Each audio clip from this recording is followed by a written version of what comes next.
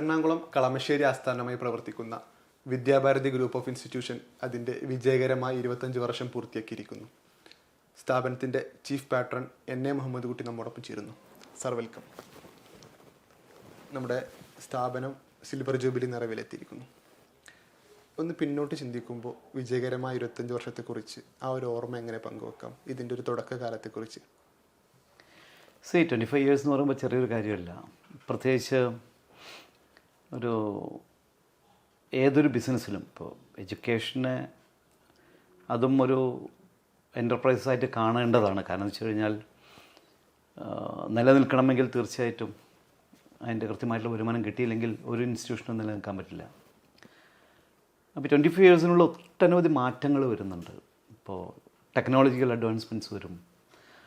അപ്പോൾ ജോലി ലഭിക്കണമെങ്കിൽ അതിനനുസരിച്ചുള്ള ആ തൊഴിലിനുള്ള എക്സ്പെർട്ടൈസ് നിർബന്ധമായിട്ടും ആവശ്യമാണ്. അപ്പോൾ അതുകൊണ്ട് ഈ മാറ്റങ്ങൾ വരുന്നതനുസരിച്ചുള്ള വിദ്യാർത്ഥികളനുസരിച്ച് പ്രിപ്പയർ ചെയ്ത് എങ്കിൽ മാത്രമേ അവർക്ക് പ്ലേസ്മെൻറ്റ് കിട്ടുള്ളൂ. അപ്പോൾ 25 yearsൻ്റെ ഉള്ളിൽ വരുന്ന ആ മാറ്റങ്ങൾക്കനുസരിച്ച് പ്രിപ്പയർ ചെയ്ത് അവരെ കൊണ്ടുപോകണമെങ്കിൽ ആ സ്കിൽ സെറ്റ് പ്രൊവൈഡ് ചെയ്യണമെങ്കിൽ ഒട്ടനവധി മാറ്റങ്ങൾ കൊണ്ടുവരേണ്ടതുണ്ട്. ഇപ്പോൾ വിദ്യാഭാരതി കഴിഞ്ഞ 25 വർഷം എടുത്താൽ ഇത്തരത്തിൽ ഓരോ ടൈമിലും, ഇപ്പോൾ അതിന് ഒരു ഉദാഹരണം ഞാൻ പറയാം. ഇപ്പോൾ 2000-ലാണ് തുടങ്ങുന്നത്. 2000 തന്നെ Y2K എന്ന് പറയുന്ന ഇയർ 2000 എന്ന് പറയുന്ന വേൾഡ് ഓവർ ഒരു പ്രത്യേകിച്ച് അമേരിക്കയിൽ ഒരു കമ്പ്യൂട്ടറൈസേഷൻ്റെ ഒരു കാലഘട്ടമായിരുന്നു. അപ്പം അന്ന് ഇന്ത്യയിൽ നിന്ന് ഏറ്റവും കൂടുതൽ ആളുകൾ US പോയത് ആ പീരീഡിലാണ്. ഈവൻ ഡിപ്ലോമ ഹോൾഡേഴ്സ് പോലും IT-ലുള്ളവർ പോയിരുന്നു. എന്നാൽ അതിനുശേഷം 2001 ശേഷം അവിടെ ആ പ്രോജക്റ്റ് തീർന്നപ്പോൾ അവിടെ തിരിച്ചാളുകൾ വന്നതിന് ശേഷം പിന്നെ ഒരു റിസഷൻ ഉണ്ടായി. അപ്പോൾ IT-ക്ക് ആ കാലഘട്ടത്തിൽ ഒരു 2-3 വർഷമൊക്കെ വളരെയധികം ടേക്കേഴ്സ് ഉണ്ടെങ്കിലും പിൽക്കാലത്ത് IT-യിൽ നിന്നൊരു പിന്നോട്ട് പോക്കുണ്ടായിരുന്നു. ആ സമയത്താണ് ബയോടെക്നോളജി കടന്നു വരുന്നത്. അപ്പോൾ IT-യിൽ നിന്നും ബയോടെക്നോളജിയിലേക്കുള്ളൊരു മാറ്റം വന്നപ്പോൾ പല ഇൻസ്റ്റിറ്റ്യൂഷൻസും ഞങ്ങളെപ്പോഴുള്ളവരൊക്കെ IT നിലനിർത്തിക്കൊണ്ട് തന്നെ ബയോടെക്നോളജിയിലേക്കും കൂടി പോകേണ്ടി വന്നിട്ടുണ്ട്. അപ്പോൾ അത്തരത്തിൽ എന്നാൽ ബയോടെക്നോളജിയെ സംബന്ധിച്ച് ഇന്ത്യയിൽ ഒട്ടുമിക്ക ഇൻസ്റ്റിറ്റ്യൂഷനും സസ്റ്റെയിൻ ചെയ്യാൻ പറ്റിയിട്ടില്ല. അതിന് കാരണങ്ങളുണ്ട്. ഒന്ന്, ഈ ബയോടെക്നോളജിയിൽ ഇപ്പോൾ MSc ബയോടെക്നോളജി എടുത്താൽ തന്നെ അതിൻ്റെ ഫർദർ റിസർച്ച് അല്ലെങ്കിൽ PhDക്ക് പോകുന്നവർക്കുള്ള സാധ്യതകൾ ഇന്ത്യയിൽ കുറവായിരുന്നു. വളരെ കുറച്ച് ഇൻസ്റ്റിറ്റ്യൂഷൻസുള്ളൂ. മാത്രമല്ല മേഖലകൾ തൊഴിലവസരങ്ങളും ഇന്ത്യയിൽ കുറവായിരുന്നു. ഇപ്പോൾ UK അല്ലെങ്കിൽ ജർമ്മനി അല്ലെങ്കിൽ US എടുത്തു കഴിഞ്ഞാൽ ഒത്തിരി ഓപ്പർച്യൂണിറ്റീസ് ഉണ്ട്. പക്ഷേ ഇന്ത്യയിൽ ആ കാലഘട്ടത്തിൽ ഞാൻ പറഞ്ഞത് 2002-2004 കാലഘട്ടങ്ങളിലാണ് പറയുന്നത്. അപ്പോൾ അതും പിന്നീട് അതിൽ നിന്ന് മാറി. അപ്പോൾ ആ കാലഘട്ടത്തിലാണ് പിന്നീട് വാട്ട് ഈസ് നെക്സ്റ്റ് എന്നുള്ള ചോദ്യം വരുന്നത്. ഞങ്ങളങ്ങനെയാണ് 2001 തന്നെ IT-ക്ക് വേണ്ടിയിട്ട് ഒരു ഓൺലൈൻ എഡ്യൂക്കേഷൻ ഇന്ത്യയിൽ ആദ്യമായിട്ട് കൊണ്ടുവന്നു. അപ്പോൾ ആ ഫെസിലിറ്റി വെച്ചുകൊണ്ടാണ് ACCA എക്സാം സെൻ്ററായിട്ട് കൺവേർട്ട് ചെയ്തത്, ഓൺലൈൻ എക്സാമിനേഷന് വേണ്ടിയിട്ട്. പിന്നീട് ACCA കോഴ്സ് തന്നെ കൊണ്ടുവന്നു. ഇന്ത്യയിൽ ആദ്യമായിട്ട് ACCA എന്ന കോഴ്സ് കൊണ്ടുവരുന്ന വിദ്യാഭാരതിയാണ്. ഈവൻ 2007-2008 ശേഷമാണ് ഇവിടെ മറ്റു പലരും അത്ര ACCA കോഴ്സുകൾ കൊണ്ടുവരുന്നത്. അപ്പോൾ മാറ്റങ്ങൾക്കനുസരിച്ച് സ്റ്റുഡൻസിനെ എക്യുപ്പ് ചെയ്യുക എങ്കിലേ ജോലി കിട്ടുള്ളൂ.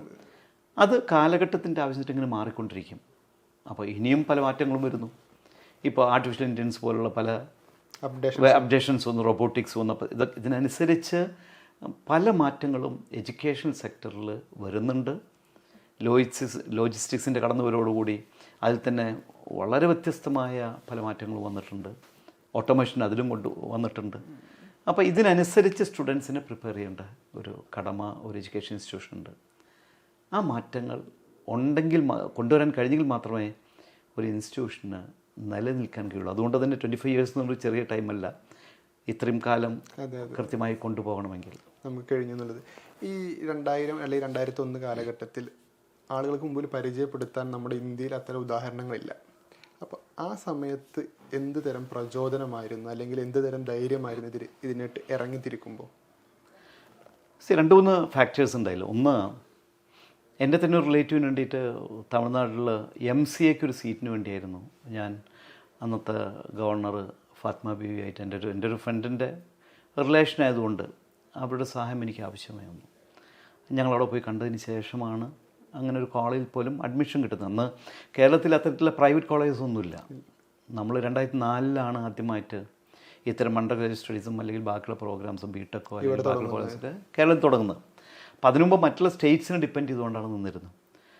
അപ്പോൾ യാത്രക്കിടയിൽ ഞങ്ങൾ 2-3 പേര് ഞങ്ങൾ ഒരുമിച്ച് ഒന്ന് ഈ ഫാത്തിമ ജസ്റ്റിസ് ഫാത്തിമയുടെ അവരുടെ റിലേറ്റീവ് ആയിട്ടുള്ള ഒരാൾ അന്ന് എൻ്റെ അടുത്ത സുഹൃത്തായിരുന്നു. അദ്ദേഹം എന്നൊരു പ്രൊഫസറാണ്, ഡോക്ടറേറ്റൊക്കെ ബയോടെക്നിക്കടുത്ത് ഇവിടെ കണ്ണൂർ യൂണിവേഴ്സിറ്റി വർക്ക് ചെയ്യുന്നുണ്ട്.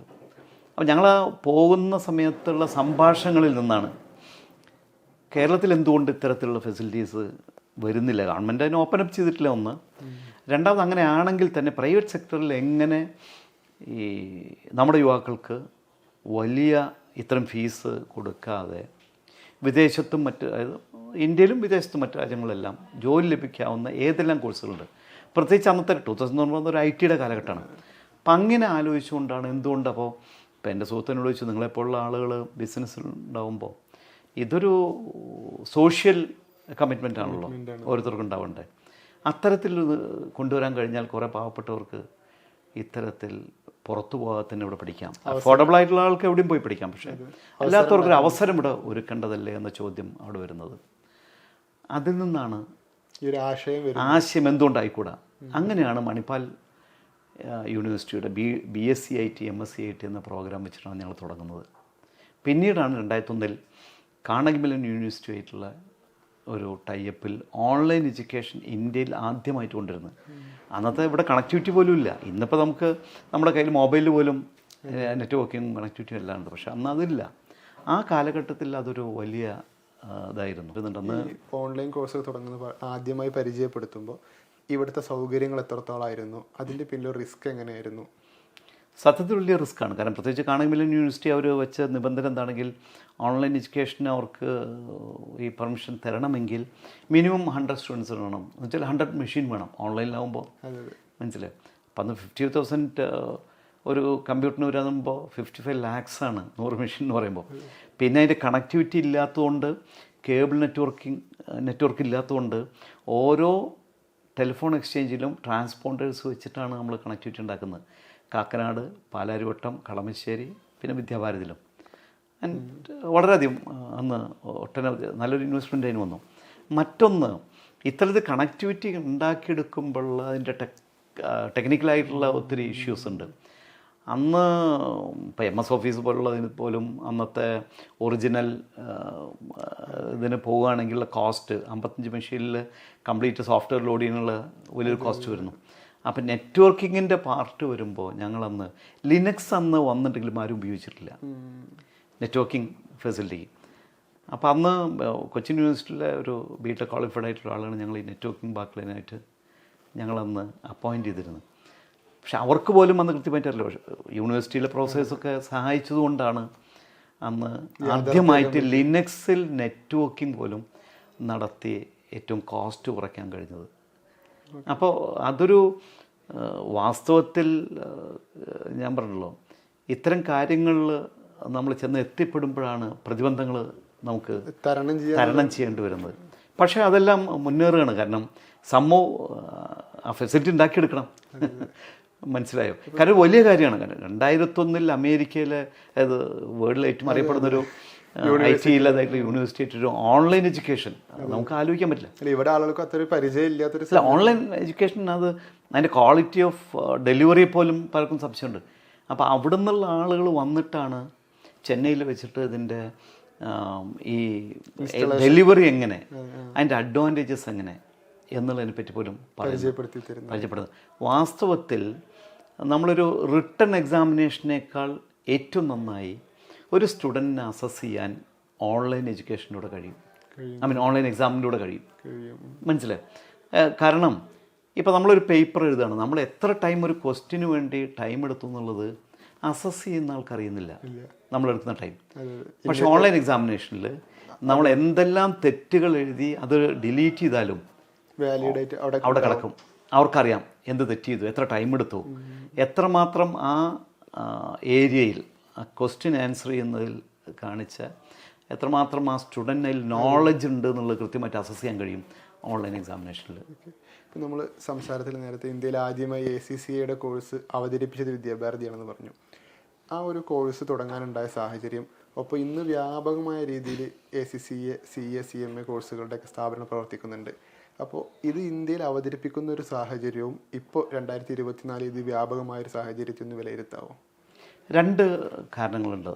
ഒന്ന്, ഞാൻ നേരത്തെ സൂചിപ്പിച്ചല്ലോ, IT-യുടെ ഒരു സെറ്റ് ബാക്ക് വന്നു. സ്റ്റുഡൻസ് കാരണം എംപ്ലോയബിലിറ്റി ഇല്ലെങ്കിൽ പിന്നെ കോഴ്സിന് ആളുണ്ടാവില്ല. ബയോടെക്നോളജിക്ക് ഒരു ലിമിറ്റ് കഴിഞ്ഞിട്ടാണ് മുന്നോട്ട് പോകാൻ കഴിയാത്തൊരു ഇതുണ്ട്.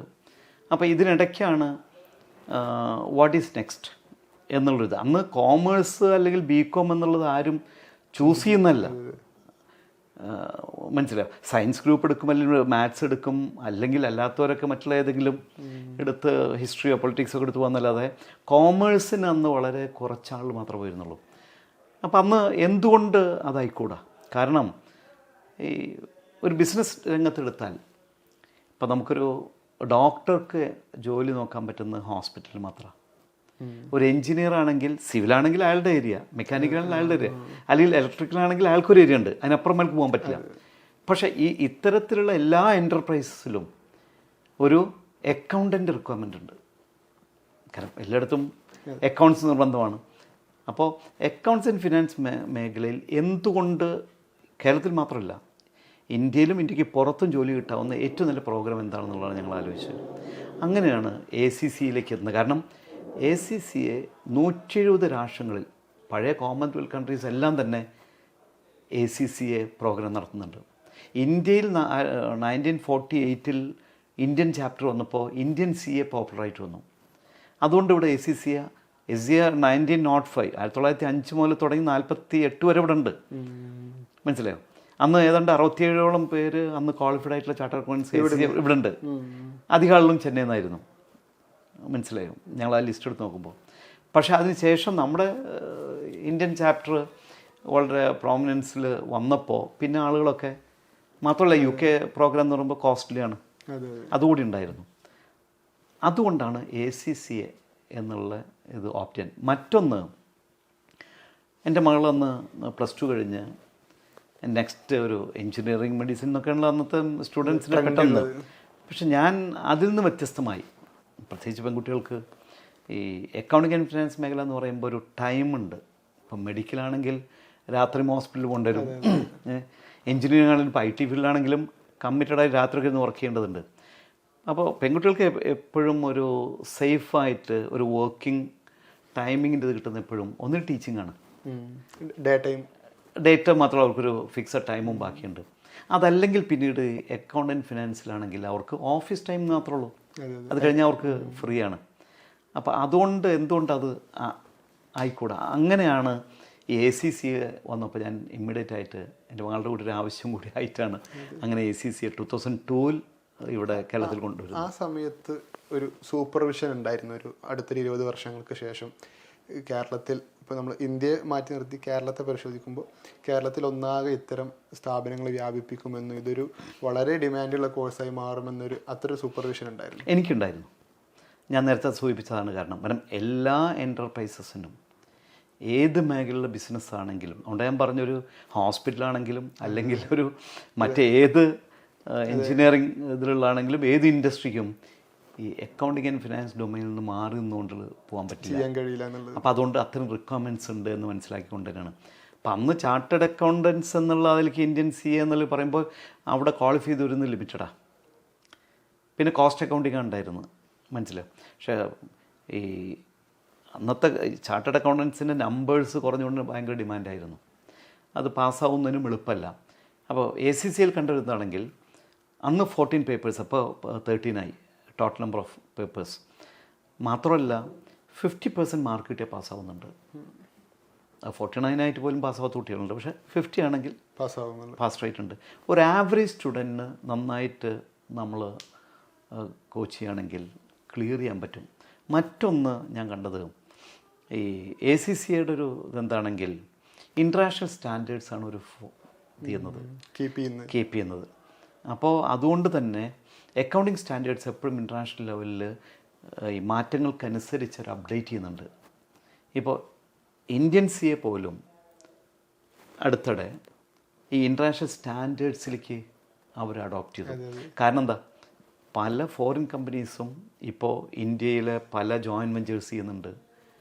അപ്പോൾ അതുകൊണ്ട് അവർക്ക് 2 അക്കൗണ്ടിന് പോകാൻ പറ്റില്ല. ഒരു ഇന്ത്യൻ അക്കൗണ്ടും ഒരു അവർക്ക് വേണ്ടിയിട്ട് വേറെ അക്കൗണ്ടിന് പോകാൻ പറ്റില്ല. അതുകൊണ്ട് ആ സ്റ്റാൻഡേർഡ്സ് ഇപ്പോൾ ഇന്നത്തെ ഇന്ത്യൻ സി എന്നുള്ളത് ആ ഇൻ്റർനാഷണൽ സ്റ്റാൻഡേർഡ്സിലേക്ക് എത്തി. അപ്പോൾ അതുകൂടി കണ്ടുകൊണ്ടാണ്.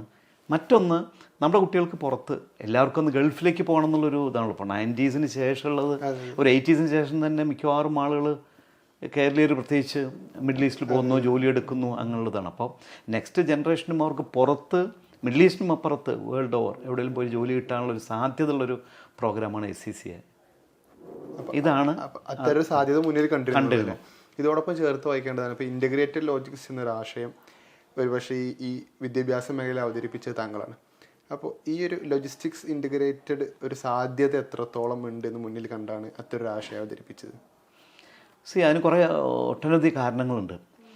ഒന്ന്, ഈ റോഡ് ആക്സിഡൻസ് പലതും ഇവിടെ തന്നെ കളമശ്ശേരിയിൽ തന്നെ പല ആക്സിഡൻസ് ഉണ്ട്. അതിൻ്റെ കാരണങ്ങൾ ഈ ട്രക്സ്, ഇവിടെ പോർട്ട് സിറ്റിയാണ് കൊച്ചിൻ. അപ്പോൾ ട്രക്സ് ഇവിടെ ഒന്നുമല്ല, അവർക്ക് പാർക്കിംഗ് സൗകര്യങ്ങളില്ല, അങ്ങനെയുള്ളതൊക്കെ കണ്ടുകൊണ്ട് അതിനുള്ളൊരു ഫെസിലിറ്റേഷൻ എന്നുള്ളതിലാണ് കളമശ്ശേരി മുനിസിപ്പാലിറ്റി അത്തരത്തിലൊരു പ്രോജക്റ്റ് ഉണ്ടായിരുന്നു. പക്ഷെ സംഭവം അത് പൊളിറ്റിക്കൽ പല ഇഷ്യൂസ് കൊണ്ട് നടന്നില്ല. അപ്പോൾ അന്ന് ഞാൻ ആ പ്രോജക്റ്റിൻ്റെ പാർട്ടായിട്ട്, കാരണം എൻ്റെ പ്രോപ്പർട്ടി കൂടി അന്ന് അക്വിസിഷൻ ഉണ്ടായിരുന്നു. അപ്പോൾ അന്ന് അതിനെപ്പറ്റി പഠിച്ചു, മനസ്സിലാക്കി. അപ്പോൾ എന്തുകൊണ്ട്, കാരണം കളമശ്ശേരി ഏലൂർ മേഖലകളിൽ വളരെ അത്യാവശ്യമായിട്ടുള്ളൊരു കാര്യമാണ് ഈ ഫെസിലിറ്റി. അപ്പോൾ അതിനെപ്പറ്റി പഠിച്ചപ്പോഴാണ് എന്തെല്ലാം ഫെസിലിറ്റി അതിനുകൂടി. അപ്പോൾ ഞാൻ അതിൻ്റെ ഭാഗമായിട്ടൊരു പ്രോജക്റ്റ് ചെയ്തിരുന്നു. ആ പ്രോജക്റ്റിനുള്ള ഡാറ്റ എടുത്തുകൊണ്ടും ഇവിടെ നാറ്റ്പാക്കിൻ്റെ ഇവിടെ വരുന്ന സെൻസസ് എടുത്തുകൊണ്ടും ഇങ്ങനെ എല്ലാം കൂടിയിട്ടാണ് എന്ത് ചെയ്തത്, ഇതിൽ നിന്ന് ഒരു ഫെസിലിറ്റി എന്തെല്ലാം ആവശ്യമുണ്ട്, എന്തെല്ലാം ഇൻ്റഗ്രേഷൻ അതിൻ്റെ കൂടെ കൊണ്ടുവരണം എന്നുള്ള നിലയ്ക്കാണ് ഒരു ഇൻ്റഗ്രേറ്റഡ് സർവീസ് കോംപ്ലക്സ് എന്നുള്ള OSCസിന് വേണ്ടി ഇവൻ 2000 അന്നൊന്നും വല്ലാപ്പാടത്തിനെ പറ്റി ചിന്ത പോലും ഇല്ല.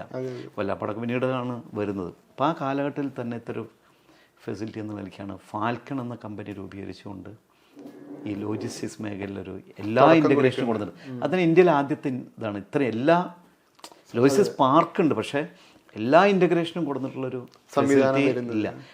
2008 വല്ലാപ്പാടം വരുന്നതോടുകൂടി 2007 ഒരു കണ്ടെയ്നർ ഫെയർ സ്റ്റേഷൻ കൂടി കൊടുന്നപ്പോൾ അത്തരത്തിലുള്ള ഏക ഫെസിലിറ്റി ആയിട്ട് ഒരു സാധ്യത മുന്നിൽ കണ്ടുകൊണ്ടില്ലേ. ഇപ്പോൾ വിദ്യാഭാരതിയിൽ നിലവിൽ ഏതെല്ലാം കോഴ്സുകളാണുള്ളത്, സ്ഥാപനത്തിൻ്റെ ഈ സാഹചര്യത്തിലെ പ്രവർത്തനത്തെക്കുറിച്ചൊന്ന് പറയാം. ഞങ്ങൾ ആദ്യം തുടങ്ങിയത് IT ആണ്. പിന്നീട് അതിനുശേഷം MCA പ്രോഗ്രാം, ഇപ്പോൾ MSc IT BSc ശേഷം MCA പ്രോഗ്രാം കൊണ്ടുവന്നിരുന്നു. പിന്നീട് നമ്മൾ ബയോടെക്നോളജിയിൽ വന്നപ്പോൾ MSc ബയോടെക്നോളജി ഒരു സമയത്ത് 2002-2004 ആ പീരീഡിൽ നടത്തിയിരുന്നു. പക്ഷേ പിന്നീട് ഫോക്കസ് ഞങ്ങളുടെ അക്കൗണ്ടിംഗ് ആൻഡ് ഫിനാൻസ് ഡൊമൈനിലായി, മുഖ്യമായിട്ടും ACCA. ഒപ്പം തന്നെ ആദ്യമായിട്ട് ഇന്ത്യയിൽ ആരും വന്നിങ്ങനെ മൾട്ടി സർട്ടിഫിക്കേഷനുള്ള ആരും ചെയ്തിട്ടില്ല. പക്ഷേ ഈ ACCA സ്റ്റുഡൻസിന് തന്നെ അവർക്കൊരു ഇന്ത്യൻ ഗ്രാജുവേഷൻ എന്നുള്ള നിലയ്ക്ക് BCom ഞങ്ങൾ പഠിപ്പിച്ചുകൊണ്ട് പ്രൈവറ്റ് എക്സാം എഴുതിക്കൊണ്ട് അവർക്ക് 2005 മുതൽ ആ ഫെസിലിറ്റിയും കൊണ്ടുവന്നു. അതിന് ശേഷമാണ് ഈ സ്കിൽ ഡെവലപ്മെൻറ്റിൻ്റെ പാർട്ടായി ഞങ്ങൾ വിമൺ എംപവർമെൻ്റ് എന്നുള്ളൊരു പ്രോജക്റ്റ് ഏറ്റെടുത്തിരുന്നു വിദ്യാഭാരതി. കാരണം കുറേ പാവപ്പെട്ട സ്ത്രീകളെ പുനരുദ്ധരിക്കുന്നതിന് വേണ്ടി അവർക്ക് തൊഴിലവസരം സൃഷ്ടിക്കുന്നതിനും വേണ്ടിയിട്ടുള്ള ഒരു പ്രൊജക്റ്റ് കൊണ്ടുവന്നതാണ്. നാഷണൽ ഇൻസ്റ്റിറ്റ്യൂട്ട് ഓഫ് MSMEയുമായി ചേർന്നാണ് തുടങ്ങിയത്. അതിനുള്ളൊരു ചെറിയൊരു ഫണ്ടിങ് അവരുണ്ടായിരുന്നു. ബാക്കിയുള്ളതെല്ലാം ഞങ്ങളുടെ കയ്യിൽ നിന്ന് എടുത്തുകൊണ്ടാണ് ഞങ്ങളൊരു CSR ആക്ടിവിറ്റി എന്ന നിലയ്ക്കാണ് ചെയ്തത്. ഏതാണ്ട് ഈ മേഖലയിൽ തന്നെ 2000 സ്ത്രീകളെ ഞങ്ങൾ പഠിപ്പിച്ചിട്ടുണ്ട് പല ഇതായിട്ടുള്ള. അന്ന് സ്റ്റിച്ചിങ് ആയിരുന്നു മെയിനായിട്ടുള്ള, ഫാഷൻ ഡിസൈനിങ് അങ്ങനത്തെ കോഴ്സായിരുന്നു.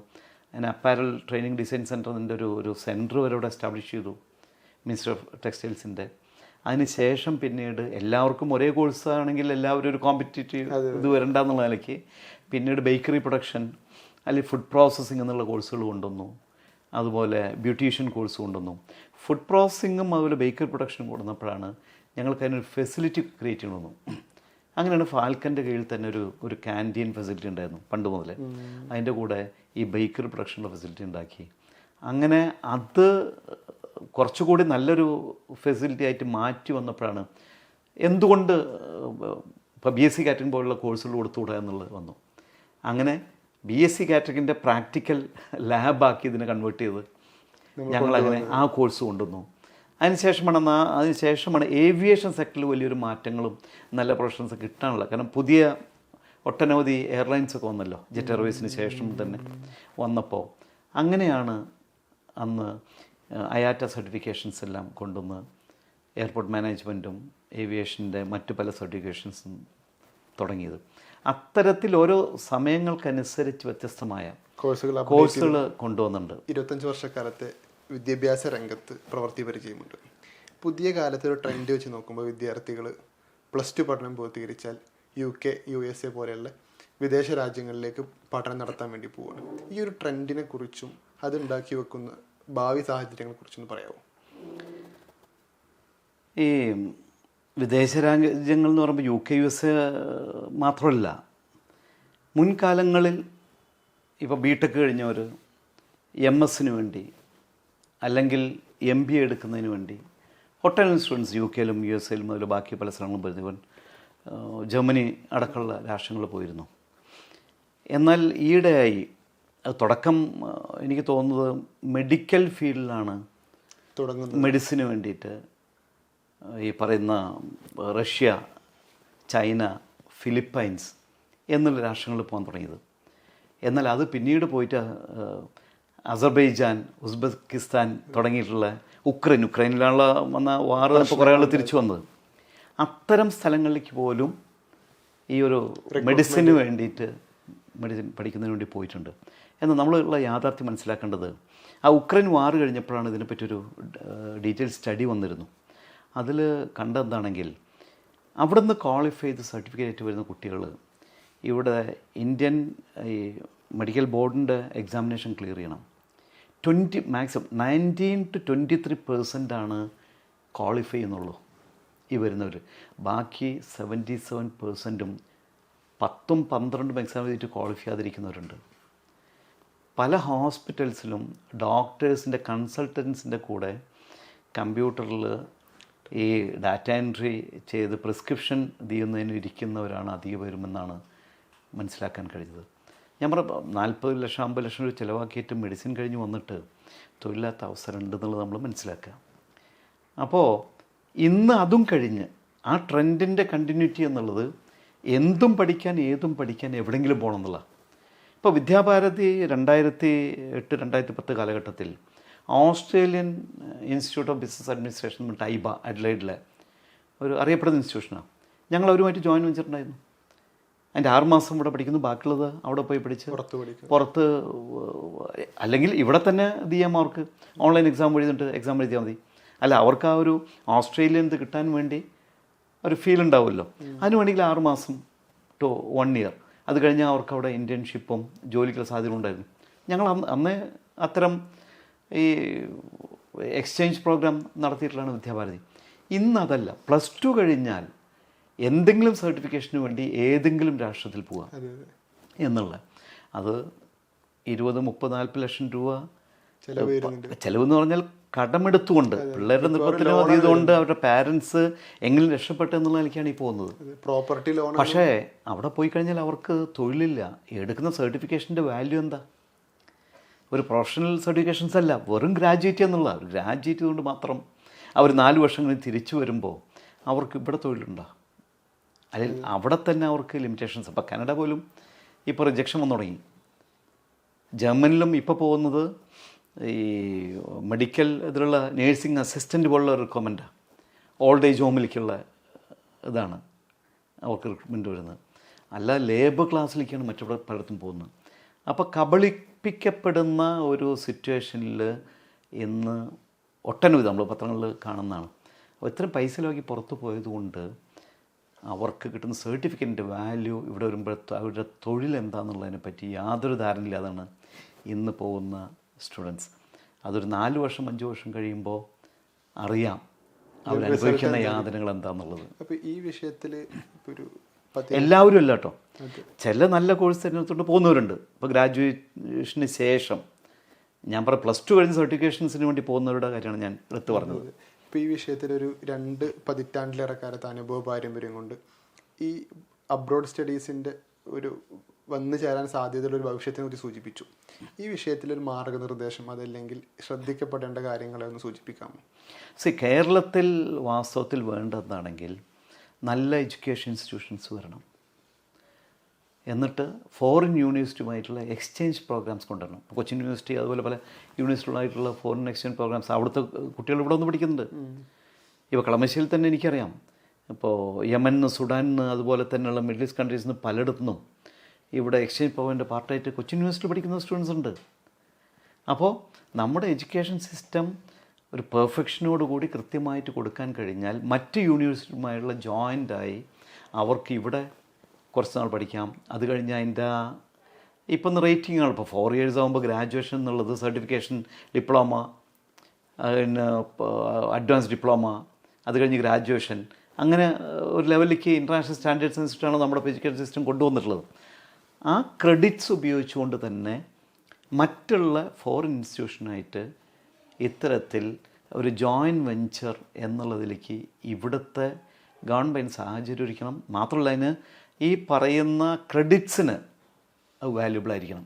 കാരണം ഇവിടുന്ന് ഒരു ഡിപ്ലോമയോ അഡ്വാൻസ് ഡിപ്ലോമയോ കിട്ടിയ സ്റ്റുഡൻറ്റിന് നേരിട്ട് നെക്സ്റ്റ് ലെവലിൽ ഒരു ഫോറിൻ യൂണിവേഴ്സിറ്റിയിൽ അഡ്മിറ്റ് ചെയ്യാൻ കഴിയണം. അപ്പോൾ അതിനെന്ത് വേണം? ക്വാളിറ്റി ഓഫ് എഡ്യൂക്കേഷൻ ഇമ്പ്രൂവ് ചെയ്യണം. നമ്മളവിടെ സംഭവിച്ചെന്താണെങ്കിൽ ബിടെക് അതായത് അണ്ടർ ഗ്രാജുവേറ്റ് സ്റ്റഡീസ് ഓപ്പൺ ചെയ്തു 2004. പഠിപ്പിക്കുന്നവർ ബിടെക്കിന് പഠിപ്പിക്കുന്നവർ ബിടെക്കുകാരനായിരുന്നു. അപ്പോൾ ക്വാളിറ്റി ഓഫ് എഡ്യൂക്കേഷൻ എന്നുള്ളത് നമുക്ക് നഷ്ടപ്പെട്ടു. അതാണ് ഇമ്പോർട്ടൻ്റ്. അതിന് കൃത്യമായിട്ടുള്ള കൊണ്ടുവരികയാണെങ്കിൽ പുറത്തു പോകണ്ട, ഇവിടെ തന്നെ പഠിച്ചാൽ പിന്നെ യൂണിവേഴ്സിറ്റികളുമായിട്ട് എക്സ്ചേഞ്ച് പ്രോഗ്രാം വരികയാണെങ്കിൽ പുറത്തു പോകുന്നത് നല്ലതാണ്. അവർക്ക് ആ ഒരു എക്സ്പീരിയൻസ് കിട്ടും, അത് നല്ലതാണ് എന്നാണ് ഇമ്പ്രൂവ് ചെയ്യാനായിട്ടുള്ള എൻ്റെ അഭിപ്രായം. നന്നായി പഠിക്കാൻ കഴിയുന്ന വിദ്യാർത്ഥികളാണെങ്കിലും സാമ്പത്തിക ബുദ്ധിമുട്ട് കൊണ്ട് ചിലപ്പോൾ പഠനം പാതി വഴിയിൽ നിർത്തേണ്ടി വരും. പക്ഷേ വിദ്യാഭാരതിയെ സംബന്ധിച്ച് ചില വിദ്യാർത്ഥികൾക്ക് അവിടെ പഠിക്കാൻ സ്കോളർഷിപ്പ് സ്കീമുകൾ അനുവദിക്കുന്നുണ്ട്. വിദ്യാഭ്യാസ രംഗത്ത് അത് വലിയൊരു മുതൽക്കൂട്ടാവും വിദ്യാർത്ഥികൾക്ക്. വിദ്യാഭാരതിയുടെ ഈ സ്കോളർഷിപ്പുകളെ പരിചയപ്പെടുത്താം. വിദ്യാഭാരതി പല സമയങ്ങളിലും വ്യത്യസ്തമായ സ്കോളർഷിപ്പ് സ്കീമാണ് ഒന്ന്. ഇതൊന്നും അല്ലാതെ തന്നെ സ്കോളർഷിപ്പ് സ്കീമിലല്ലാതെ ജോയിൻ ചെയ്ത് ഇടയ്ക്ക് വെച്ച് പല പാരൻസിന് ക്യാൻസറായി അല്ലെങ്കിൽ മറ്റുള്ള എന്തെങ്കിലും അസുഖങ്ങളായി അവർക്ക് ഫീസ് തരാൻ പറ്റാതെ ഏറ്റവും നല്ല കഴിവുള്ള കുട്ടികൾ ഇടയ്ക്ക് നിർത്തേണ്ടി വന്നപ്പോൾ അവരെ പലപ്പോഴും ഹോസ്റ്റൽ ഫീസോ അല്ലെങ്കിൽ അവരുടെ മെസ് ഫീസ് അല്ലെങ്കിൽ ട്യൂഷൻസ് ഫീസ് പലപ്പോഴും നമ്മൾ കൊടുത്തുകൊണ്ട് അവരെ ഈ പറയുന്ന പഠിപ്പിച്ചിട്ടുണ്ട്. പലരും ഒട്ടനവധി പേരെ എനിക്കറിയാം. അതുകൂടാതെ നല്ലൊരു സ്റ്റുഡൻറ്റ് അയാൾക്ക് പഠിക്കണമെന്നുണ്ട്, പക്ഷേ അയാൾക്ക് പഠിപ്പ് നിർത്തി. ആ സമയത്ത് വിളിച്ചപ്പോൾ അങ്ങനെ എനിക്ക് കഴിയില്ല, എൻ്റെ വീട്ടിലിങ്ങനെ ചെറിയ അവരുടേതായിട്ടുള്ള പല വിഷയങ്ങൾ അതുകൊണ്ട് നിർത്തുകയാണെന്ന് പറഞ്ഞപ്പോൾ അയാളോട് പറഞ്ഞു കണ്ടിന്യൂ ചെയ്യാൻ പറഞ്ഞ്. അയാൾ ACCയുടെ സ്റ്റുഡൻ്റാണ്, നല്ല ബ്രൈറ്റ് സ്റ്റുഡൻ്റായിരുന്നു അയാൾ. അപ്പോൾ എനിക്കൊന്നും തരാൻ പറ്റുമെന്ന് അറിയില്ല എന്ന് പറഞ്ഞപ്പോൾ ഞങ്ങളന്നൊരു സ്കീം ഇട്ടു. അത്തരം സ്റ്റുഡൻസിൻ്റെ ഒരു സർട്ടിഫിക്കറ്റ് അവർ സബ്മിറ്റ് ചെയ്ത് അവർ ക്വാളിഫൈ ചെയ്തതിന് ശേഷം അവർക്ക് ജോലി കിട്ടിയതിന് ശേഷം ഈ പൈസ അടച്ചാൽ മതി. അങ്ങനെ മിഡിൽ ഈസ്റ്റ് ജോലി കിട്ടിയിട്ട് ഒരു 6 മാസം കൊണ്ട് ആ ഫീസ് കംപ്ലീറ്റ് തിരിച്ചടച്ച സ്റ്റുഡൻസ് ഉണ്ട്. കാരണം തിരിച്ചടയ്ക്കുന്നത് നമ്മൾ മറ്റൊരു കുട്ടിക്ക് അതുപോലെ വരുമ്പോൾ തിരിച്ചു കൊടുക്കാൻ വേണ്ടിയിട്ടാണ്. അങ്ങനെ ഒട്ടനവധി വിദ്യാർത്ഥികളെ നമ്മൾ സഹായിച്ചിട്ടുണ്ട്. എനിക്ക് എത്രയോ അനുഭവങ്ങളുള്ളത്. അതുകൂടാതെ പിന്നെ ഇപ്പോൾ ഇടയ്ക്ക് വെച്ചൊരു ഫാൽക്കണിൽ നമുക്ക് കുറച്ചുകൂടി ഈ പറയുന്ന ഇൻറ്റേൺഷിപ്പിൽ കുറേ സ്റ്റുഡൻസിന് നമുക്ക് കൊണ്ടുവന്ന അവസരങ്ങൾ കൊടുക്കാൻ കഴിയുമായിരുന്നു. അപ്പോൾ ആ സമയത്ത് അത്തരം പാവപ്പെട്ട ഒരു വരുമാനത്തിൽ ഒരു വാർഷിക വരുമാനം 50,000-ൽ താഴെയുള്ള എന്നാൽ നല്ല മാർക്കുള്ള കുട്ടികളെ നമ്മളതിൽ ഒരു 10ഓളം കുട്ടികൾക്ക് അതുപോലെ സ്കോളർഷിപ്പ് കൊടുത്ത് പഠിപ്പിച്ചിട്ടുണ്ട്. പലപ്പോഴായിട്ട് ഇത് കഴിഞ്ഞ 25 yearsലും ഇതുപോലത്തെ നമ്മൾ അനുഭവങ്ങളുടെ ചെയ്തിട്ടുണ്ട്. പിന്നെ ലിമിറ്റ് ഉണ്ട് പ്രൈവറ്റ് സ്ഥാപനമാകുമ്പോൾ. ഒരു തൊഴിലധിഷ്ഠിത വിദ്യാഭ്യാസ രംഗത്ത് ഒരു വിദ്യാർത്ഥിയുടെ രക്ഷിതാവ് ചോദിക്കുകയാണ് എന്തുകൊണ്ട് വിദ്യാഭാരതി തിരഞ്ഞെടുക്കണമെന്ന്. ആ സമയത്ത് സ്ഥാപനത്തിൻ്റെ ഒരു പ്രതിനിധി എന്ന നിലയ്ക്ക് എന്തായിരിക്കും മറുപടി? ഒന്ന് വിദ്യാഭാരതിയുടെ കമ്മിറ്റ്മെൻറ്റാണ്. കമ്മിറ്റ്മെൻ്റ് എന്ന് പറഞ്ഞാൽ അവിടുത്തെ ഫാക്കൽറ്റി എല്ലാവരും കമ്മിറ്റഡാണ്. പിന്നെ മറ്റ് ഇൻസ്റ്റിറ്റ്യൂഷൻസ് നടത്തുന്ന മാതിരി 100-150 പിള്ളേർ വെച്ച് ക്ലാസ് നടത്തുന്നില്ല. ഒരു മാക്സിമം ഒരു ക്ലാസ്സിലെ സ്ട്രെങ്ത്ത് 45 നമ്പേഴ്സാണ്. അതിൻ്റെ കൂടുതൽ പിന്നീട് വരികയാണെങ്കിൽ സ്പ്ലിറ്റ് ചെയ്തുകൊണ്ട് 2 ബാച്ചാക്കും എന്നല്ലാതെ അതിൽ കൂടുതൽ. അപ്പോൾ ഒരു പേഴ്സണൽ അറ്റൻഷൻ ഓരോ കേസിലും വരുന്നുണ്ട്, കൃത്യമായിട്ടുള്ള മോണിറ്ററിംഗ് ഉണ്ട്, അവർക്ക് ആവശ്യമായ സപ്പോർട്ട് കൊടുക്കുന്നുണ്ട്. അപ്പോൾ അതുകൊണ്ട് ജോയിൻ ചെയ്യുന്ന ഒട്ടുമിക്ക കുട്ടികളും വളരെ ഒരു ചെറിയ പേഴ്സൻറ്റ് മാത്രമാണ് അത് കണ്ടിന്യൂ ചെയ്യാതുകൊണ്ട്. ഇപ്പോൾ ചിലർക്ക് പഠിക്കാനുള്ള ബുദ്ധിമുട്ടുകളും അല്ലെങ്കിൽ ചില സബ്ജക്ട്സിനോടുള്ള താല്പര്യമില്ലായ്മ കൊണ്ടൊക്കെ നിർത്തിപ്പോയവരൊക്കെ ഉണ്ടാവാം. എന്നല്ലാതെ വളരെ നോർമലാണ്. അല്ലാത്ത ഇതിലെല്ലാം മിക്കവാറും കുട്ടികൾ ക്വാളിഫൈ ചെയ്ത്, പിന്നെ ഞങ്ങളുടെ കോഴ്സിൻ്റെ പ്രത്യേകത എല്ലാ കോഴ്സുകളും ഈ എംപ്ലോയബിളാണ്. ഇപ്പോൾ ഹോസ്പിറ്റാലിറ്റി സെക്ടർ എടുത്തു കഴിഞ്ഞാൽ പല ഇവിടുത്തെ താജ് അല്ലെങ്കിൽ ഈ മെറിഡിയൻ അതുപോലത്തെ അറിയപ്പെടുന്ന ഹോൾഡിൻ പോലത്തെ ഹോട്ടൽസിലാണ് ഞങ്ങൾ ഇൻറ്റേൺഷിപ്പ് കൊടുക്കുന്നതും മറ്റുള്ള ട്രെയിനിങ് അവരുടെ പ്രാക്ടിക്കൽസ് പോലും. മറ്റുള്ള പ്രാക്ടിക്കൽസ് ഞങ്ങളിവിടെ കൊടുക്കുന്നുണ്ട്. അത് കഴിഞ്ഞാൽ പിന്നീട് ഇൻറ്റേൺഷിപ്പിൻ്റെ പാർട്ടിൽ ട്രെയിനിങ് കൊടുക്കുന്നുണ്ട്. ഒരുപക്ഷെ മറ്റേത് ഇൻസ്റ്റിറ്റ്യൂഷൻ എടുത്താലും അതിൽ കൂടുതൽ പ്രാക്ടിക്കൽ ട്രെയിനിങ് ഏറ്റവും നന്നായി കൊടുക്കുന്നത് ഒരു വിദ്യാഭാരതിയാണ്. ബിവോക്ക് എന്നുള്ളത് ആ ഒരു ആശയം തന്നെ വരുന്നത് ഇപ്പോൾ അടുത്താണ്. പക്ഷേ ഞങ്ങളെത്ര വർഷങ്ങളായിട്ടുള്ള ബിവോക്കിൻ്റെ പ്രാക്ടിക്കൽ ട്രെയിനിങ് കൊടുത്തുകൊണ്ടാണ് നടപ്പിലാക്കിയ ഒരു ഇൻസ്റ്റിറ്റ്യൂഷനാണ്. അതാണ് ആ വ്യത്യാസം. നമുക്ക് വിദ്യാഭാരതി ഉയർത്തി കാണിക്കാൻ കഴിയുന്നുള്ളതില്ലേ. വിദ്യാഭാരതി ഇപ്പോൾ പ്രവർത്തന രംഗത്ത് നിരവധി ചടുലമായ മാറ്റങ്ങൾ കൊണ്ടുവന്ന് ഈ വിദ്യാഭ്യാസ രംഗത്ത് ഒരു മാതൃകാ പ്രവർത്തനം നടത്തി വിജയകരമായി 25 വർഷം പൂർത്തിയാക്കി. ഇനി സ്ഥാപനത്തിന് മുന്നോട്ടുള്ള പ്രവർത്തനങ്ങളും സ്വപ്നങ്ങളൊക്കെ എങ്ങനെയാണ്? ഞാൻ നേരത്തെ സൂചിപ്പിച്ചു തന്നെയാണ്, വരും കാലങ്ങളിൽ എന്തെല്ലാം മാറ്റങ്ങളിലൂടെ വരും നമുക്ക് മുൻകൂട്ടി പ്രവചിക്കാൻ പറ്റില്ല. പക്ഷെ വരുന്ന ഓപ്പർച്യൂണിറ്റി എന്തായിരിക്കുമെന്ന് കണ്ടുകൊണ്ട് അതിനുള്ള കോഴ്സുകൾ കൊണ്ടുവരാം, നടപ്പിലാക്കുക എന്നുള്ളതാണ്. അതിന് ഉദാഹരണം ഞാൻ പറഞ്ഞുതരാം. ഞാൻ 2018 ജർമ്മനിലൊരു ട്രെയിനിങ്ങിന് വരുന്നു, ഒരു 1 month ട്രെയിനിങ്. അപ്പോൾ ലോജിസ്റ്റിക്സ് രംഗത്തെ ഒട്ടനവധി മാറ്റങ്ങൾ എനിക്കവിടെ കാണാൻ കഴിഞ്ഞു. ഈവൻ മെഴ്സിഡീസ് ബെൻസിൻ്റെ മാനുഫാക്ചറിങ് ഫെസിലിറ്റി ഞാൻ പോയിട്ടുണ്ട്. അതുപോലെ വോക്സ് വാഗണിൻ്റെ ഏറ്റവും വലിയ കാർ മാനുഫാക്ചറേഴ്സാണ് വോക്സ് വാഗണിൻ്റെ. അവിടെ പോലും 36 മണിക്കൂറിലാണ് ഒരു കാർ മാനുഫാക്ചർ ചെയ്യുന്നത്. അപ്പോൾ അവിടുത്തെ ഓട്ടോമേഷൻ ഫെസിലിറ്റി കണ്ടാണ്. അതുപോലെ അവരുടെ സപ്ലൈ ചെയിൻ എങ്ങനെയാണ് നടക്കുന്നത് നമുക്കറിയാം. അതുപോലെ വ്യത്യസ്തമായ പല ഇൻസ്റ്റിറ്റ്യൂഷൻസിലും ഞങ്ങൾ ആ വിസിറ്റിൻ്റെ പാർട്ടായിട്ട് പോയിട്ടുണ്ട്. അപ്പോൾ അതിൽ നിന്നുള്ള ഉൾക്കൊണ്ടുകൊണ്ടാണ് എന്തുകൊണ്ട് കേരളത്തിൽ അത്തരത്തിൽ ഒരു ഓട്ടോമേഷൻ സിസ്റ്റം നമുക്ക് കൊണ്ടുവരാൻ എന്തുകൊണ്ട് ആലോചിച്ചുകൂടാന്നുള്ളത് ധാരണ. പക്ഷേ അതിൻ്റെ കോസ്റ്റ് ഇപ്പോൾ യൂറോപ്പിലുമൊക്കെ ഉണ്ടെങ്കിൽ അവിടെ ഓട്ടോമേഷൻ കംപ്ലീറ്റ് ആയിട്ട് മെഷീനറി മാറ്റിക്കൊണ്ട് പുതിയ സിസ്റ്റം കൊണ്ടുവരും. പക്ഷേ മലേഷ്യൻ ഒരു മോഡലുണ്ട്. മലേഷ്യയിൽ ടോട്ടലി ആ ഓട്ടോമേഷൻ എല്ലാ മെഷീനറിയും ചേഞ്ച് ചെയ്യാതെ ടോട്ടൽ കോസ്റ്റ് 10% 25% ഒരു ഓട്ടോമേഷൻ നടപ്പിലാക്കുന്നൊരു സിസ്റ്റം ഉണ്ട്. അങ്ങനെ മലേഷ്യയിലെ പെനാങ്ങിലെ PSDC കൊണ്ടൊരു ഓർഗനൈസേഷൻ ഉണ്ട്, പെനാങ് സ്കിൽ ഡെവലപ്മെൻറ്റ് കോർപ്പറേഷൻ. അപ്പോൾ ഞാനും എൻ്റെ സുഹൃത്തും അവിടെ ചില ബന്ധങ്ങളുള്ള ആളുകൾ വഴി ബന്ധപ്പെട്ട് ഞങ്ങളവിടെ പോയിരുന്നു. അവിടെ എക്സിബിഷന് പങ്കെടുത്തു. അതിനുശേഷം അവർ സംസാരിച്ചു. വിദ്യാഭാരതി അവരുമായി ഒരു MOU സൈൻ ചെയ്തു.